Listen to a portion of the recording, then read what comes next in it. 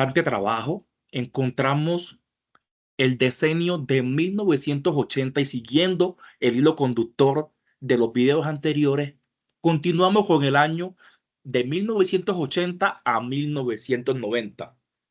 Durante la década de los 80, Colombia empieza a dar unos impulsos más sólidos o a establecer unas bases más sólidas con relación a la integración de los estudiantes con discapacidad al sistema educativo regular.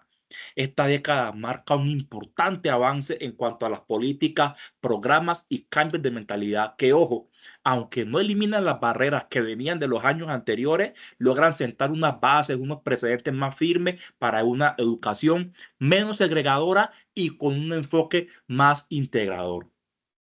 Durante este periodo, ¿qué encontramos? Que se empiezan a formalizar programas de integración. El Ministerio de Educación empieza a gestionar, empieza a impulsar programas de integración educativa que buscan promover de manera más estructurada a los estudiantes con discapacidades educativas o con necesidades educativas especiales a las escuelas regulares. Y a partir de ahí empiezan a aparecer proyectos pilotos en varias regiones del país, como lo son Cali, Medellín y Bogotá. Empiezan a formarse las primeras normas y documentos oficiales. Se empieza como a construir, se empieza como a debatir en la consolidación y en la construcción de un marco normativo que respalde la integración de los estudiantes con discapacidad, aunque aún no había una consolidación, una ley como tal de inclusión, se empiezan a promover unos lineamientos que recomiendan la adaptación curricular, la capacitación docente y la sensibilización institucional. Es decir, se empieza a humanizar más la educación con relación a los estudiantes con discapacidad. También se empieza a incrementar la formación docente, empiezan a aparecer capacitaciones, foros, programas, y empieza también ese tema de atención a la diversidad en universidades y escuelas normales superiores que comienzan a incluir en sus programas cursos básicos sobre educación especial e integración. También se empiezan a ampliar los servicios de apoyo, es decir, las escuelas que integraban a estudiantes con discapacidad empezaron a recibir apoyos especializados con profesionales altamente capacitados.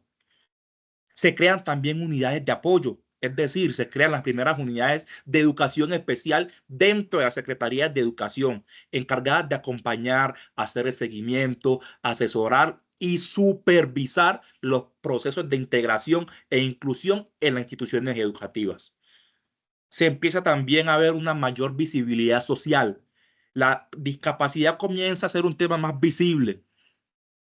Empiezan a aparecer los medios de comunicación, juegan un papel muy importante estos medios. ¿Por qué? Porque se empiezan a dar debates académicos en algunas políticas y se empiezan también con la consolidación de políticas públicas. Se empieza a hablar con más fuerza acerca de los derechos de las personas con discapacidad y no solo de su atención, sino también desde el cuidado, pero también con un enfoque educativo.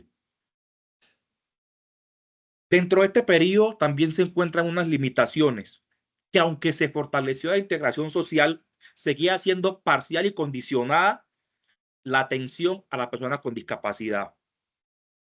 Las adaptaciones curriculares eran incipientes y dependían de la voluntad del maestro y no de una política que la regulara.